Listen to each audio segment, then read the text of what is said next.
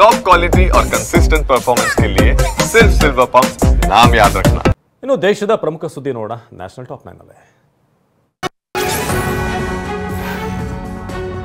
ರಣರಣ ಬಿಸಿಲು, ಧೂಳಿನ ಬಿರುಗಾಳಿಯಿಂದ ಕಂಗೆಟ್ಟಿದ್ದ ದೆಹಲಿ ಮೇಲೆ ವರುಣ ಕೃಪೆ ತೋರಿದ್ದಾರೆ. ರಾತ್ರಿಯಿಂದ ದೆಹಲಿಯಲ್ಲಿ ಗುಡುಗು ಮಿಂಚು ಸಹಿತ ಭಾರಿ ಮಳೆಯಾಗ್ತಿದೆ. ಮುಂದಿನ 2-3 ದಿನಗಳ ಕಾಲ ಭಾರಿ ಮಳೆಯಾಗುವ ಸಾಧ್ಯತೆ ಇದೆ ಅಂತ ಹವಾಮಾನ ಇಲಾಖೆ ಮುನ್ಸೂಚನೆ ನೀಡಿದೆ. ಭಾರತ ಮತ್ತು ಪಾಕಿಸ್ತಾನದ ನಡುವೆ ಯುದ್ಧದ ಕಾರ್ಮೋಡ ಕವಿದಿದೆ.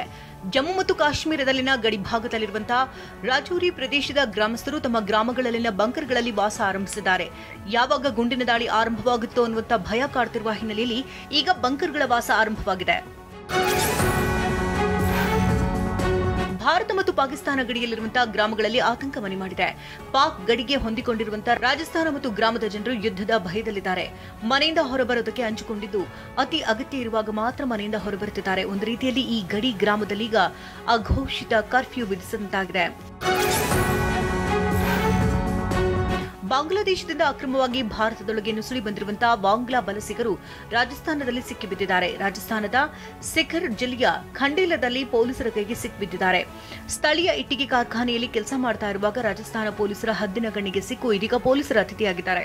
ಇವರಲ್ಲಿ ಕೆಲವರು ತಪ್ಪಿಸಿಕೊಂಡು ಓಡಿದ್ದು ಅವರಿಗಾಗಿ ತಲಾಶ್ ನಡೆದಿದೆ.